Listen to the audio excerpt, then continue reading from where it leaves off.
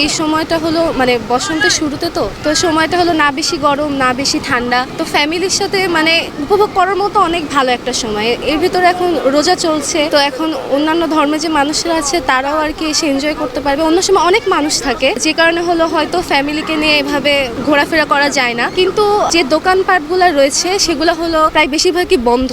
এই কারণে একটু অসুবিধা হচ্ছে, তাছাড়া চারিদিকে খোলামেলা পরিবেশ, তো ফ্যামিলি সবার সাথে সময় কাটাতে বেশ ভালোই লাগে। মানুষজন খুব কম থাকে এবং এই সময়টা ওয়েদারটাও খুব সুন্দর। এই সময় ফ্যামিলিদেরকে নিয়ে এনজয় করাটাই অনেক বেশি সুন্দর লাগে এবং পরিবেশটাও খুব সুন্দর, শান্তশিষ্ট।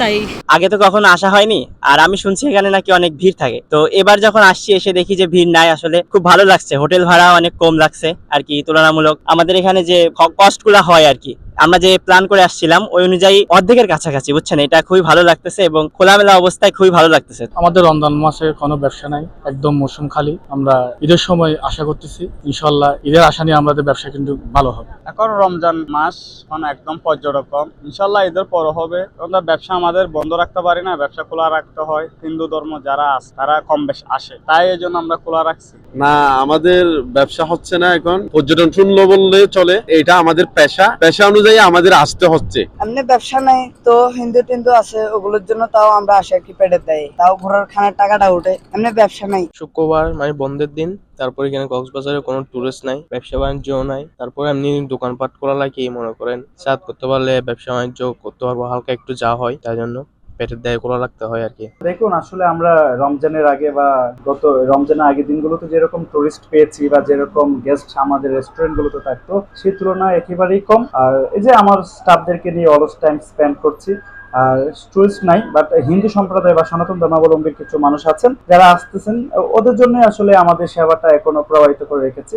আর সব মিলিয়ে আগের তুলনায় টুরিস্ট খুবই কম, খুব কম, মানে বললেই চলে। অলস সময় স্পেন্ড করছি আমরা। কক্সবাজারের পর্যটন শিল্পের জন্য রমজান মাসটা হলো একেবারে পর্যটক শূন্য থাকে, কারণ 11 মাস পর্যটন থাকার পরে কক্সবাজারের রমজান মাসে লোক সংখ্যা এতই কম থাকে যেটা স্বাভাবিকের তুলনায় খুবই নগণ্য। আমরা যারা পর্যটন ব্যবসায়ীরা রয়েছি এই মাসটাকে আমাদের খুবই কষ্টের মধ্যে যায়। যারা কর্মচারীরা রয়েছে, অনেক হোটেলে অর্ধেকের বেশি কর্মচারী 1 মাসের জন্য ছুটি দিয়ে দেয়, এবং যেগুলো হোটেল খোলা থাকে তারাও কোনো রকমে খেয়ে দিয়ে বাঁচার জন্য চেষ্টা করে, যেহেতু পর্যটন সংখ্যা খুবই কম। এই সময়ে বিশেষ করে অমুসলিমরা, হিন্দু, বৌদ্ধ, খ্রিস্টানরা কিছু সংখ্যক পর্যটক আসে, এবং যারা মুসলিমও কিছু সংখ্যক যারা এবারে আসে তারা সর্বোচ্চ সংখ্যক ডিসকাউন্ট পায়, এবং এখানে তখন হোটেলের দাম, খাওয়ার দাম সবকিছু একেবারে পানির দামই থাকে। আর বিশেষ করে আরেকটা অসুবিধা যেটা হলো যে অনেক দোকান খোলা না থাকার কারণে পর্যটকদের খাওয়া দাওয়া নিয়েও একটু কষ্ট হয়। তারপর দিনের বেলা রাত সন্ধ্যার পর থেকে আবার খাওয়ার হোটেলগুলো সচল থাকে। তো আমরা যারা কক্সবাজারের পর্যটন বিশেষ শামুক ঝিনুক হোটেল মালিক, রেস্তোরাঁ মালিক, এই মাসটা আমাদের সময় হলো যে আমাদের দোকানগুলা, হোটেলগুলা নতুন করে সাজানো গোছানোর জন্য,